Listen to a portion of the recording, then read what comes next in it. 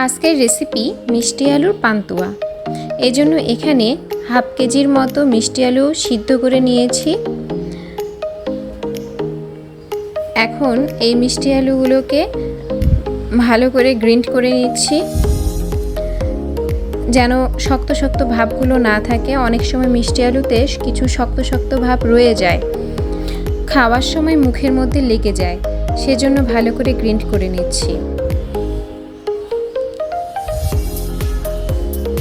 গ্রিন্ড করা হয়ে গেল। এখন এই মিষ্টি আলুগুলোকে আমি ভালো করে মেখে নেব।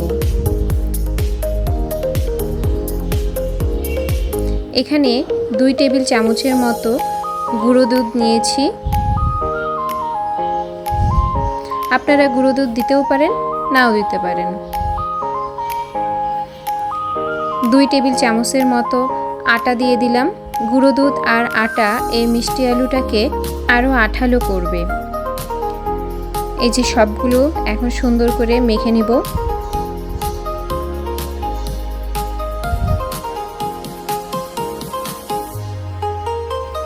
এরপর এখন সুন্দর করে একটা শেপ দিয়ে দিচ্ছি। এই দেখুন, এই শেপে আপনারা বানিয়ে নিতে পারেন। এখন এক এক করে সবগুলো মিষ্টি আলু বানিয়ে নেব।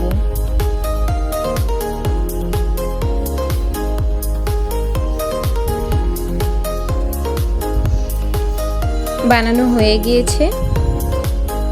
এখন কড়াইয়ে তেল দিয়ে দিলাম। তেলটা গরম হয়ে যাওয়ার পর এক এক করে সবগুলো পান্তুয়া ভেজে নেব।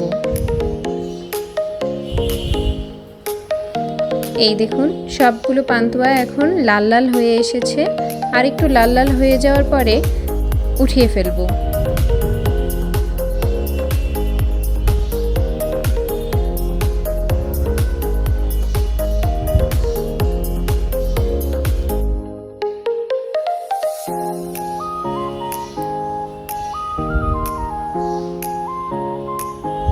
এভাবে সবগুলোই ভেজে নেব।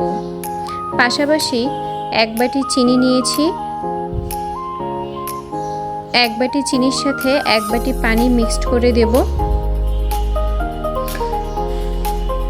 সেরা বানাবো। সেরা বানানোর জন্য এখানে 2টা তেজপাতা আর 3টা এলাচ দিয়ে দিলাম। সেরাটা ফুটতেও শুরু হয়ে গেছে।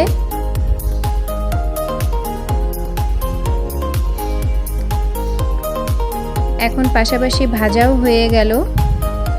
রসবড়াগুলো ভাজা হয়ে যাওয়ার পর এখন এর মধ্যে সেরা ঢেলে দেব।